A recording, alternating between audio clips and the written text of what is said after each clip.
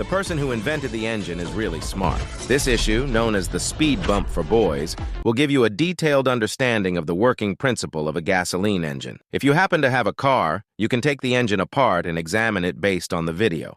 This is our common piston engine, which can be arranged in a variety of configurations, including inline, opposed, V-type, or flat. The more cylinders you have, the more power you can output, which also increases fuel consumption. Here is the detailed structure inside the engine. First, the intake valve opens, the piston moves downward, and the mixture of air and gasoline flows into the cylinder. This is the intake process. The intake valve then closes, preventing further inhalation of fuel and causing the mixture to be compressed at high temperatures, which is called compression. An explosion occurs when a spark plug ignites the compressed mixture of gases, and the force from the explosion drives the piston downward, which is called a power stroke. Then the exhaust valve opens and the piston rises to expel the exhaust gas. This process is called the exhaust stroke. Simply put, gasoline burns in this internal structure to generate heat energy. The special design of the crankshaft converts this energy into mechanical motion, which is finally transmitted to the wheels as continuous power. Coolant circulates around the cylinder to prevent overheating. The piston has 3 rings. The upper 2 are compression rings,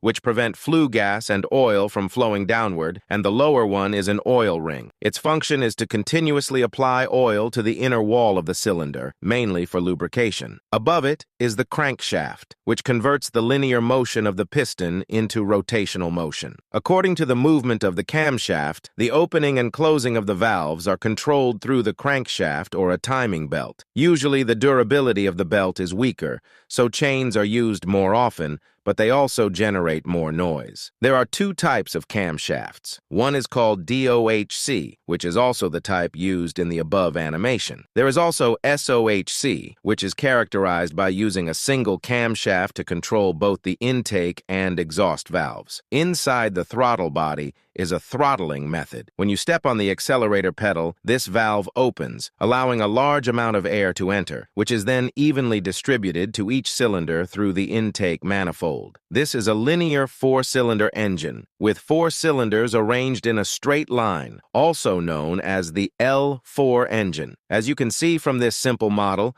the fuel enters the intake manifold and is divided according to the number of cylinders. But after the gasoline is burned in this engine and generates heat, the excess waste is discharged from the exhaust pipe. As the number of cylinders increases, the length of the engine becomes longer, and the body appears wider. However, many car brands now choose V6 engines. By arranging 6 cylinders in a V configuration, the length of the engine and the width of the car can be reduced, but the inline engine is quieter, and the power output will be smoother. This video briefly introduces the working principles of the piston engine. Like and follow for more informative 3D mechanics.